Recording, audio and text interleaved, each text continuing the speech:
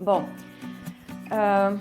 então a live de hoje é uma live extra na semana, né? Nosso dia usual para fazer live é na quinta-feira, sempre na quinta-feira às 18 horas. Amanhã, no caso, então, nós temos a nossa live oficial da semana. Hoje é uma live extra porque ontem num bate-papo com uma seguidora e que eu sou seguidora também, eu não sei quem começou a seguir quem antes, provavelmente fui eu, que é a Sônia da Tecerla, e ela trabalha com fiação de lã bem artesanal, assim, um trabalho bem interessante, bem bonito com as escolas Waldorf, né? Então ela aqui no Insta mesmo a gente tava batendo um papo e ela relatando a história dela com a lã, com a fiação, com o fazer manual, e ela faz muito tingimento natural de lã também, então é bem interessante, e ela topou então a gente fazer essa live juntas. Acho que ela não entrou ainda, então eu só vou aguardar ela entrar. Enquanto ela não entra, eu vou falando um pouquinho da minha história com o fazer manual, né? Eu aprendi a fazer crochê e tricô com 8 anos de idade, tricô, na verdade tricô com 8 anos de idade, e o crochê foi mais tarde, acho que foi na adolescência que eu me lembro de ter feito peças em crochê, mas o tricô foi bem cedo, assim, eu me lembro ainda hoje, assim, tentando fazer aquele ponto super apertado na agulha e não saía, né, que é uma dificuldade aí corriqueira de quem começa no tricô, e eu tenho essa recordação, então, com 8 anos de idade, quando aprendi a fazer o tricô com a minha mãe. E há uns 3 anos atrás eu iniciei um projeto de marca assim, artesanal de tricô e crochê, que acabou que não nessa, né? Acho que já contei um pouco aqui a história da fundação da Pano da Terra e todo o porquê. E na verdade essa inquietação aí de transição de carreira, enfim, começou em 2016. Eu comecei fazendo uns cursos de yoga e depois engravidei, acabei parando e também percebendo que não era muito, eu amo praticar, gosto de praticar, mas não era algo que eu queria viver disso ou que eu quisesse ter como carreira. E depois então comecei essa paixão por tricô e crochê que eu trago aí de muitos anos, todo ano, principalmente no inverno, sou a louca de fazer milhares de peças. Agora com a quarentena eu tô a mil produzindo peças. Daqui um tempinho eu quero postar a pilha aí de tudo que eu produzi na quarentena. Então, há uns 2, 3 anos atrás eu tinha esse projeto de marca que era Amazing Handmade. A Sônia entrou então. Bom, eu comecei, Sônia, a falar aqui um pouquinho da minha... Deixa eu convidar ela para entrar primeiro.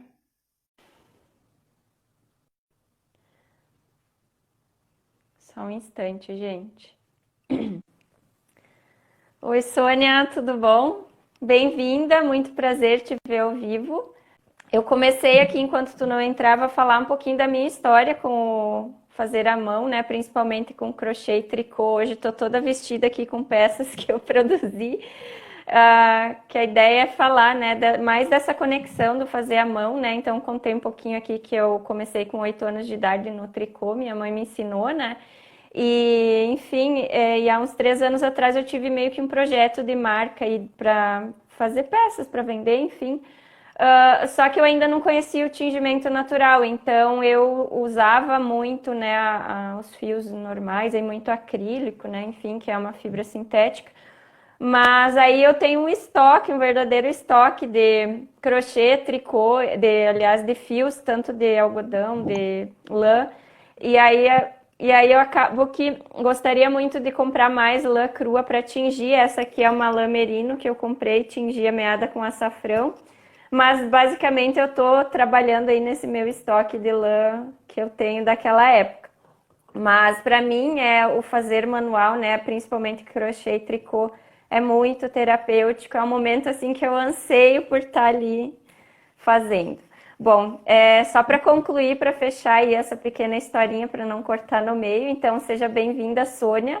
Também falei aqui no começo que te conheci aqui pelo Instagram e a gente trocou umas ideias ontem, que foi muito bacana. Eu gostei muito de te ouvir falando, então aí surgiu o convite, que fico feliz que tu aceitou. Então, passo a palavra para ti aí, então, falar sobre essa tua iniciativa, enfim, e o teu trabalho. Então tá bom. Então, boa noite, meu nome é Sônia.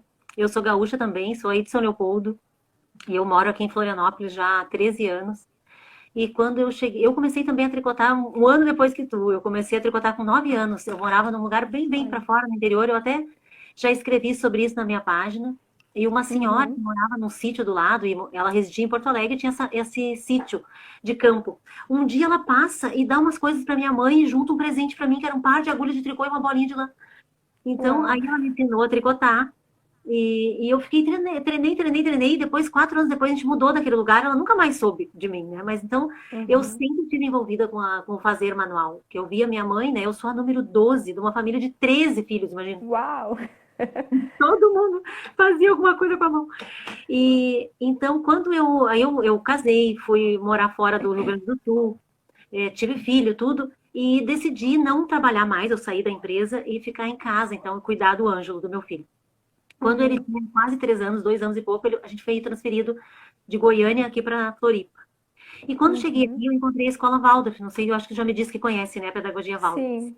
E na pedagogia Waldorf, o fazer com a mão é muito importante, sabe? A criança, desde pequenininha no jardim, ela desenha, pinta.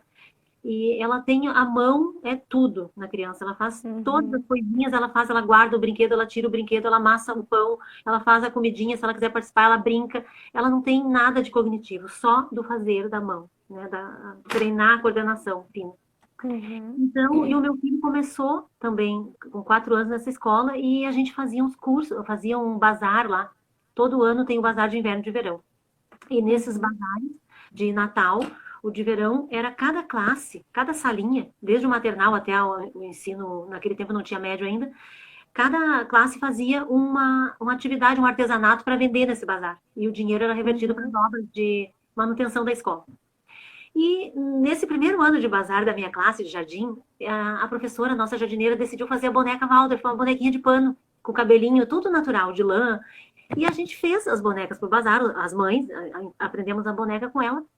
E no dia do bazar, nós vendemos todas essas bonecas e alguém disse: Ah, Ah, vamos aceitar encomenda, porque faltou, né, boneca para vender. uhum. Aí a gente aceitou a encomenda, então foi assim que começou a Tecerlan, a minha empresa, porque naquele momento que a gente aceitou a encomenda, a gente não tinha os materiais para confeccionar a boneca, entende? Tudo Uhum. que a gente tinha feito por bazar, a escola tinha doado. A lã de enchimento, a malha 100% algodão, o fio para fazer o cabelo, tudo era da escola, a gente só dava o nosso Uhum.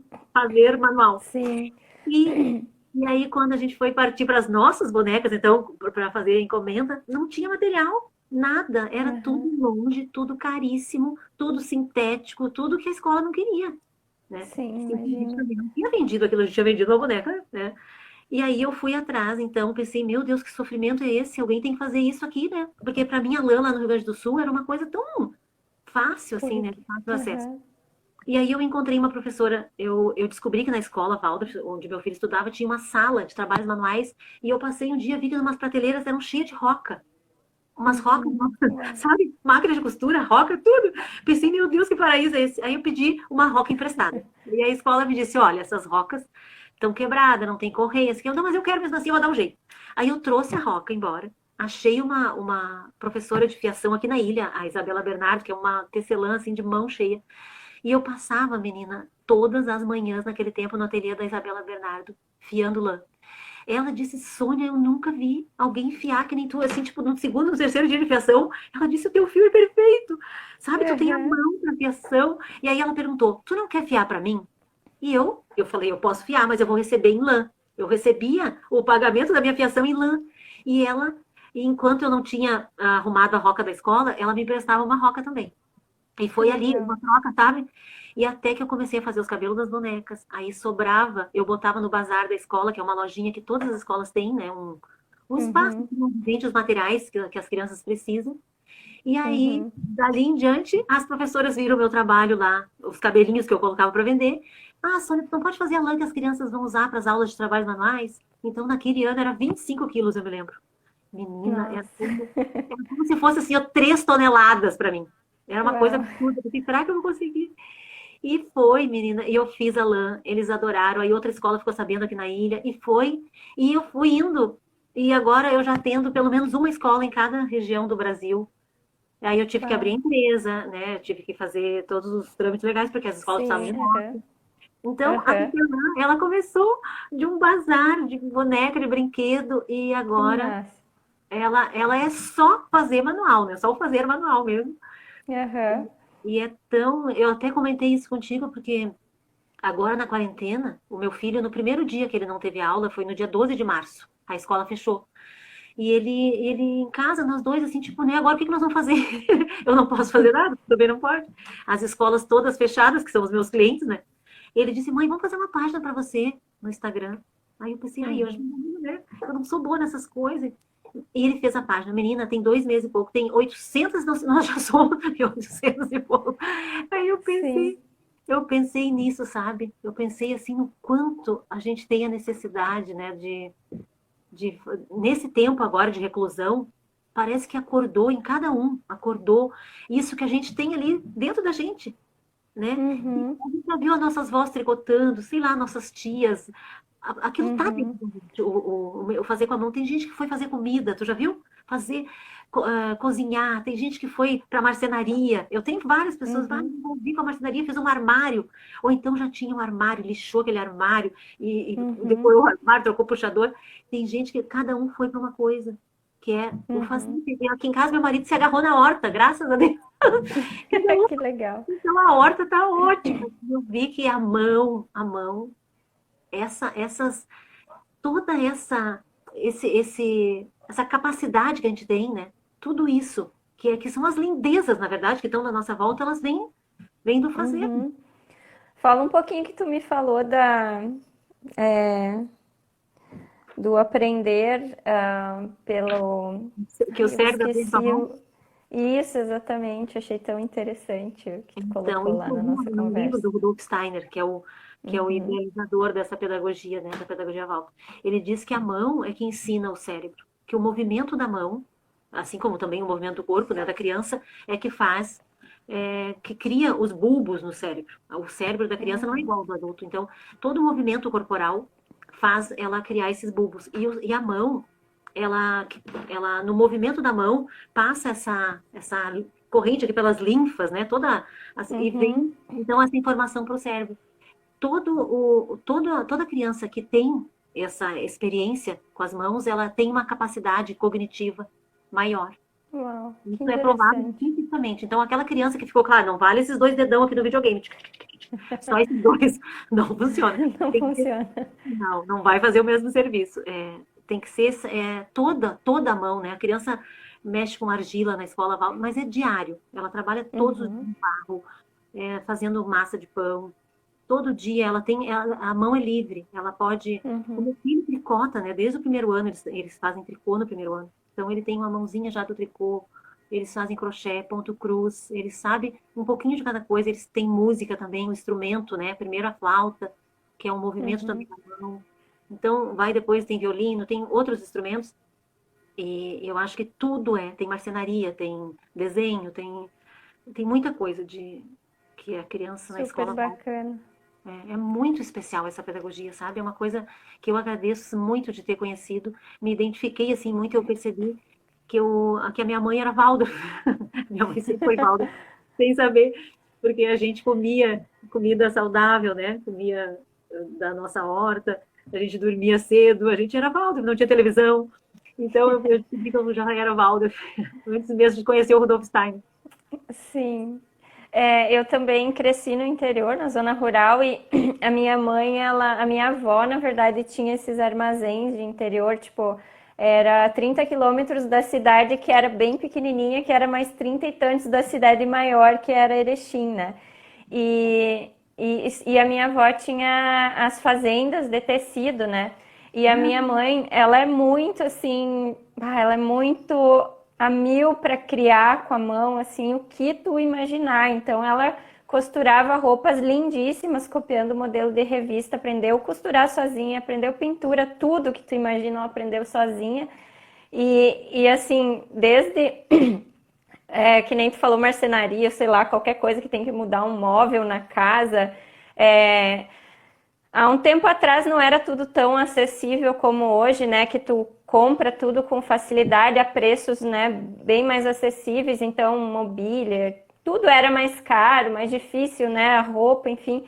Então, nossa, a criatividade dela mil para tudo e sempre inventando, desmanchando coisa, criando outra em cima daquele material, assim, muito legal. E eu acho que trouxe um pouco isso, não tanto, mas com certeza trouxe muito isso dela. Também, às vezes, me meto no grafite, assim, nunca estudei nada, fiz, sei lá, meia dúzia de desenhos na vida, mas acho que veio isso, a vontade de fazer te gera uma facilidade. Enfim, a minha infância foi bem livre, assim, bem campeira, né? Muito ao ar livre e tal. E eu trouxe isso muito dela, então acabei hoje, né? O tingimento natural é o que mais me inspira, porque também traz a conexão com as plantas. Eu sou agrônoma, então também sou agrônoma não por acaso. Acho que eu meio que agora estou finalmente unindo o que eu tenho do pai e da mãe, né? O pai agricultor e a mãe toda com toda essa criatividade, e encontrei uma coisa meio que une tudo, né? Mas bem legal. Então, falando de tingimento natural, queria aproveitar para te falar um pouquinho também dessa que tu acabou meio que organicamente chegando às cores, né? Para pôr nessa lã que tu começou a trabalhar com ela, então. Os primeiros fios que eu fiei foi da ovelha naturalmente colorida, tu sabe, né? Que é a moura e a ovelha negra. E claro Uhum. quem conhece a lã naturalmente colorida, ela dá um cabelo assim, um cabelo grisalho, vamos supor. Junto com o marrom, ele tem alguns fiapinhos de cabelo branco no pelego dele. Uhum. E aquilo ali me incomodava muito, porque dá pra fazer uma avó, né? Uma bonequinha de óculos, uma vozinha, dá? Mas tudo volta. A gente queria umas de Maria Chiquinha. Aí uma grisalha de Maria Chiquinha não dá. E eu sempre Uhum. enfiada, né? Ai, meu Deus, olha, meu marido quase ficou louco. E aí eu comecei a atingir com tudo que era coisa que eu achava pela frente, e não dava muito certo, sabe? Não ficava bom, ou ficava manchado. Ainda bem que eu tinha uma professora que já se aposentou, a Lucinha.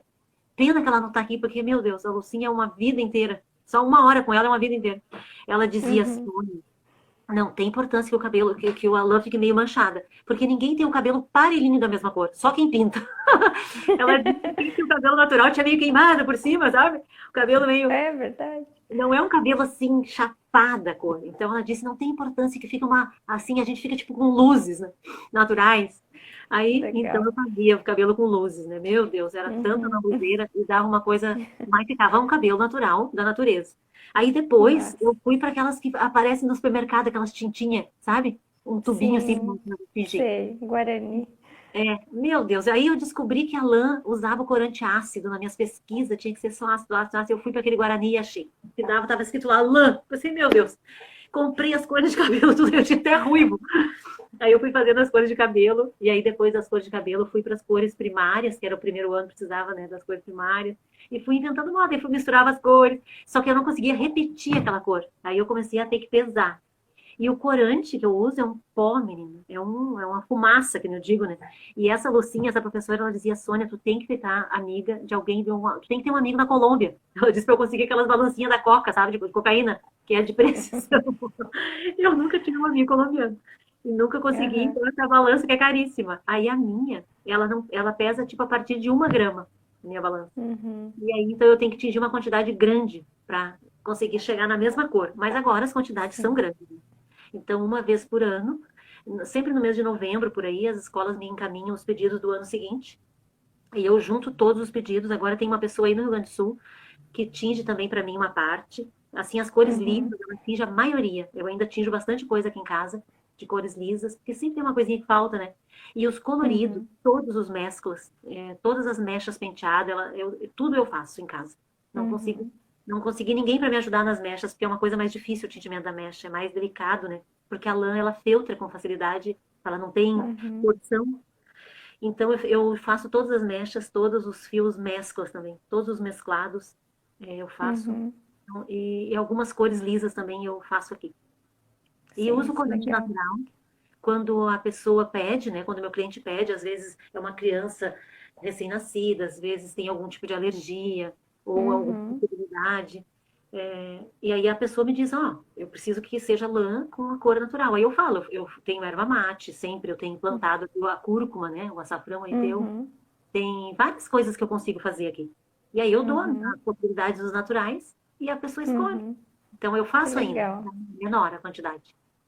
que massa. A Miriam tá comentando aqui que ela faz filtragem manual com a técnica molhada. Legal, Miriam. Ai, Eu que lindo. particularmente essas técnicas já não sou muito, não conheço tanto. A Cris Fontinha, minha amiga, da minha cliente. Bonequeira também, né, Cris? Legal. Eu vendo a lamerino colorida, Miriam. Show de bola. Você pode entrar na página da Tecerlã que tu vai ver o que que tem lá. É recente, mas já tem bastante coisa. A gente tava comentando, né, que tu disse 2 meses e já tem 800 seguidores. E também a pandemia, eu acho que também intensifica isso, né? Todo mundo em casa, que nem tu falou, descobrindo coisas para fazer à mão, né? Redescobrindo essas técnicas todas. Eu não sei, acho que eu já fiz umas 10 peças nesses 2 meses e meio aí que eu tô trancada em casa. E isso que eu faço, né? Horas vagas, né? Não, a gente tá em teletrabalho, enfim. Mas é muito. Para mim é muito terapêutico, assim, é um momento que a cabeça desconecta, é quase uma meditação. No começo aqui eu falei, né, que fazia yoga. E na yoga tem os japamalas, né?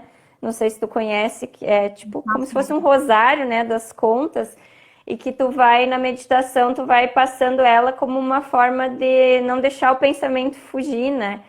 E eu acho o tricô e o crochê muito meditativo, acho que por isso, né?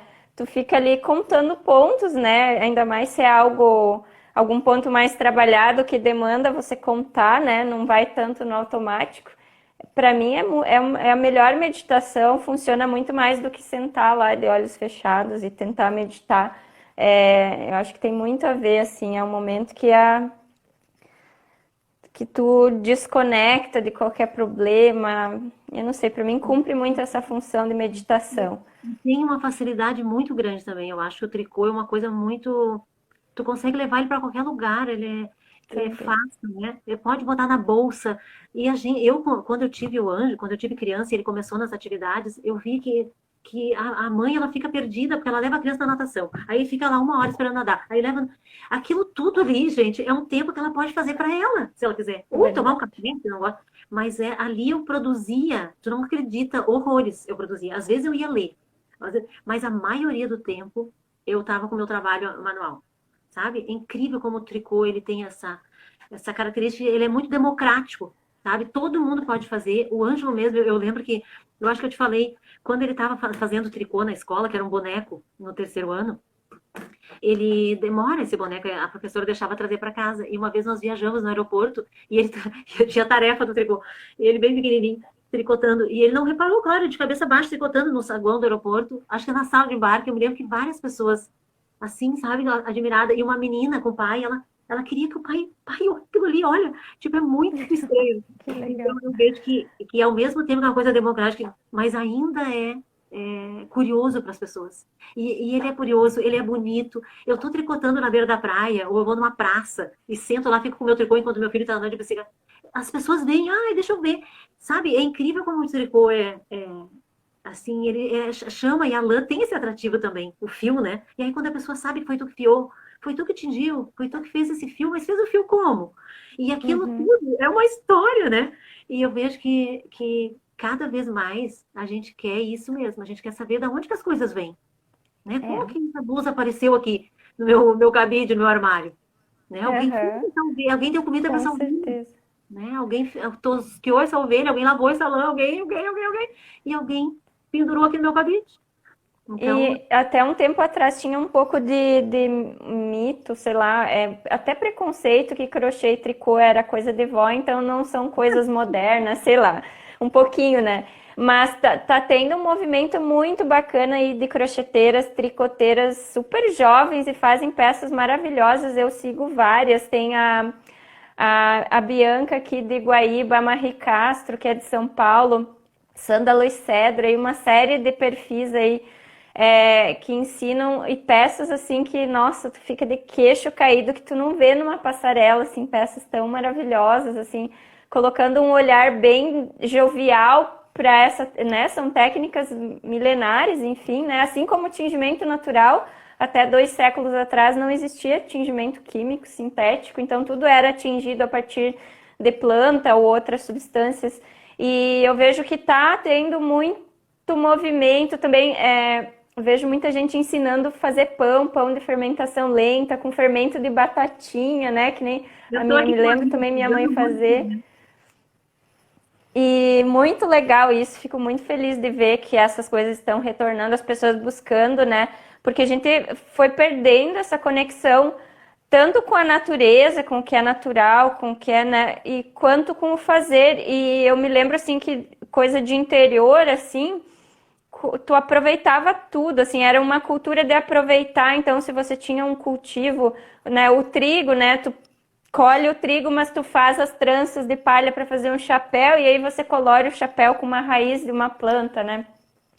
Desde o porco que carneavam lá, né, se usava todo ele, né, todas as partes, o boi, enfim, não se perdia nada, né, não, uma cultura que hoje já meio que foi sendo esquecida, mas vejo muito o movimento de algumas coisas retornando, né? Principalmente a culinária, de fazer, enfim.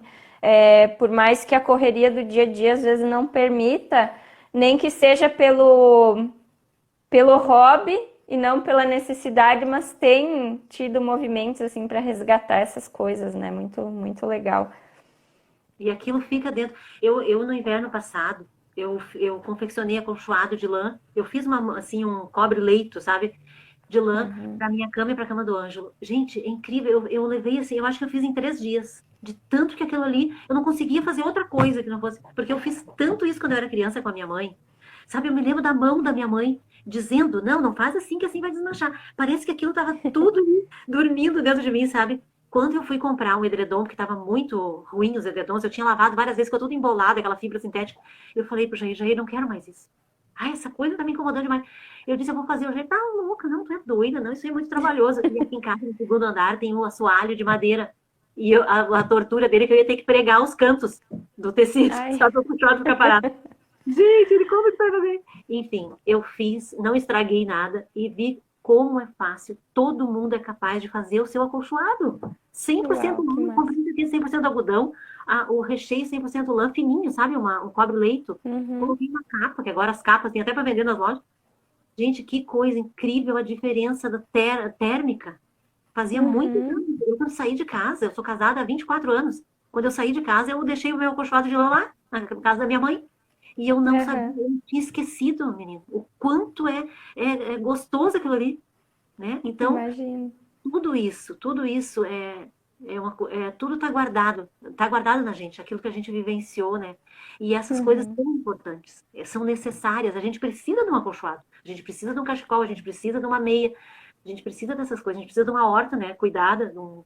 tudo é necessário. Então, parece que agora, Uhum. pandemia, que foi justamente quando a minha página da Tecelã surgiu aqui no Instagram, toda noite eu durmo e no outro dia eu acordo, tem 20 a mais, juro. Ontem tinha 790 e poucos, hoje tem 820 e poucos, acho que tem hoje. E eu não faço absolutamente nada. Só pode ser o atrativo da Muito mãe, legal. só pode ser as lindezas que moram dentro, né, do fazer manual, da ação, na verdade, Uhum. que traz essas pessoas todas, porque o nosso grupo cresce todo dia. Eu fico muito Que feliz. legal. Eu imagino que isso vai continuar, sabe? Eu acho que depois que terminar a pandemia, isso não vai se perder, se esquecer de novo. Eu acho que é uma coisa que Acredito que tende a continuar. quanta gente não deve ter descoberto hobbies, né, nesse, Mas o que nesse momento que, né, vai levar para a vida depois, enfim. Bom, eu acho que é isso, então. Adorei tua participação aí. As lives aqui no Instagram, elas têm teto de 1 hora, apesar que ainda não, tá 35 minutos.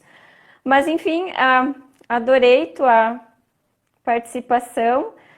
Se tu tiver mais algum assunto para trazer, ou enfim, do contrário, só tenho a agradecer aí a tua presença e ter aceitado trocar ideia, esse bate-papo aí. Ah, eu que te agradeço. É a primeira vez que eu faço isso, tirou a minha virgindade nas lives.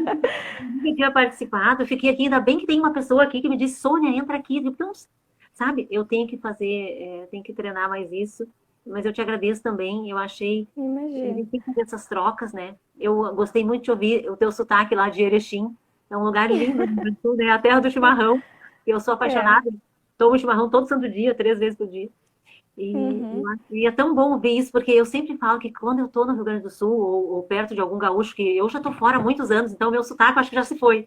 Mas eu escuto, assim, essa forma de falar do gaúcho, principalmente não da capital, né?